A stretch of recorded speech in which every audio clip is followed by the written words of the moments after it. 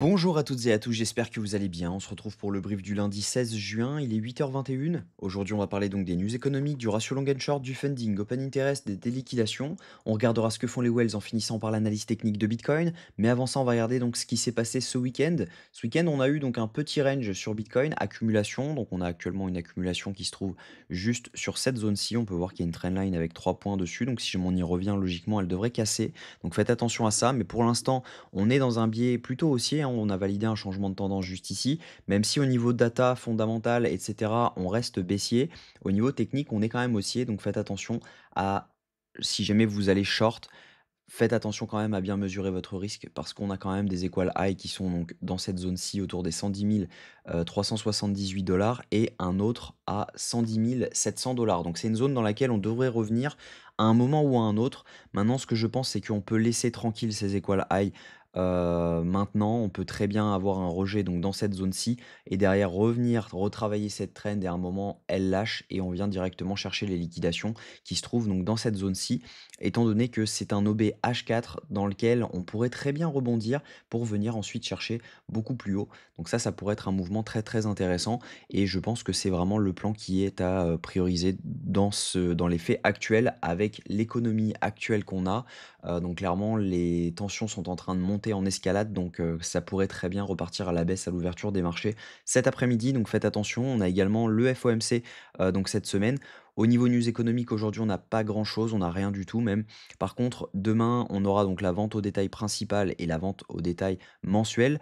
Mercredi, on aura surtout le communiqué du FOMC à 20h, la décision de la Fed sur les taux d'intérêt. Donc attendez-vous à avoir du mouvement. Je pense pas qu'on ait de baisse des taux à ce moment-là. En revanche, on a la conférence de presse du FOMC et il y a un monde où il annonce que les taux vont potentiellement remonter parce que même si on a des probabilités qui sont énormes pour une baisse des taux, on pourrait très bien annoncer une hausse des taux, étant donné la hausse du pétrole, etc. L'inflation va remonter dans les 6 prochains mois, donc il faudra un semestre pour s'en rendre compte. Mais en tout cas, voilà, et on pourrait très bien avoir une hausse de ces taux d'intérêt due à la hausse de l'inflation.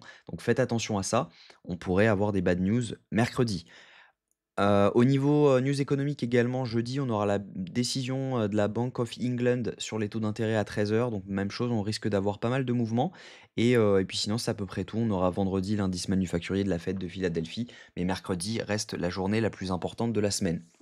Au niveau crypto bubble, ce qu'on voit, c'est qu'on a du vert à peu près partout, tout simplement parce que Bitcoin a up, donc les alts ont re-up également. Ils ont suivi le mouvement, mais voilà, on a toujours une Bitcoin dominance qui est pas non plus sur un top, donc attention à ça. Au niveau funding open interest, ce qu'on voit, c'est qu'on a une hausse terrible de l'open interest actuellement avec une hausse des fundings, ce qui veut dire que ici, ce sont des longues qui sont en train de s'ouvrir. Donc on a des longues depuis les 105 726 $. Donc potentiellement, ça peut être une zone qu'il faudra venir fermer. Donc on pourrait potentiellement revenir chercher au minimum les 105 600 $ à court terme. On pourrait très bien revenir chercher cette zone. Et ensuite, on a pas mal de stop loss donc du coup qui s'accumulent en dessous. Donc potentiellement, on pourrait venir faire un tour encore en dessous.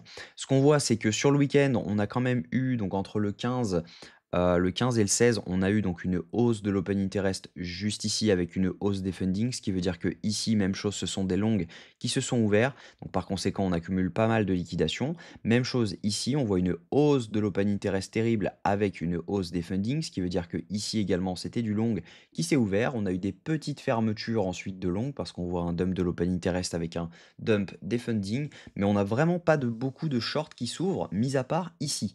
Donc là, on a eu pas mal de shorts qui se sont ouverts donc dans cette zone-ci. Donc on peut très bien venir les liquider en allant à 107 000 $. Donc attention quand même, parce qu'on pourrait très bien liquider ces shorts pour ensuite aller liquider les longues. Si jamais je me mets sur une semaine, ce qu'on voit, c'est qu'on a des liquidations donc à venir prendre au nord. Ça s'arrête jusqu'aux 107 000 $. Et ensuite, on a le cluster donc des equal high dont je vous parlais. Donc ça veut dire que si potentiellement on a un setup dans la zone des 107 000 $, on pourrait potentiellement ouvrir un short pour venir chercher les liquidités ensuite qui se trouvent au sud.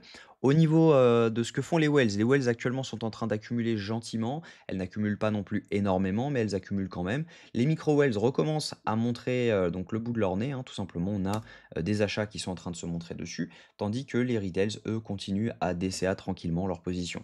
Donc techniquement, ce que je pense, c'est qu'on pourrait avoir un rejet dans la zone des 107 000 $ et ensuite à voir si jamais on est sur un top, ou si jamais on est simplement sur une prise de liquidité pour ensuite pouvoir potentiellement repartir.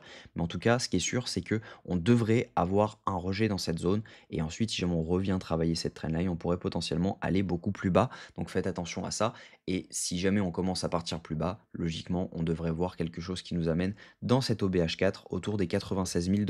Donc moi, je reste baissier actuellement. Ici, mon invalidation se trouve donc aux 108 385 $ car on n'a rien du tout à y faire au niveau data. Ça voudra tout simplement dire que si jamais on commence à break cette zone, on aura de très fortes chances de venir chercher les 110 380 $. Donc si jamais on commence à faire quelque chose comme ça, il y aura potentiellement un long à tenter si jamais on revient sur une zone pour venir chercher donc ces equal high. Donc voilà, voilà le plan actuellement. J'espère que cette vidéo vous a plu. Si c'est le cas, je vous invite à vous abonner, à liker cette vidéo et à commenter ce que vous en pensez. On se retrouve demain à la même heure. Si jamais vous voulez nous rejoindre sur la school, ce sera un grand plaisir. On sera en live demain à 18h30 pour parler des nouveaux indicateurs donc, que j'ai développés. Et en tout cas, je vous souhaite une très bonne journée. On se retrouve demain à la même heure. Prenez soin de vous.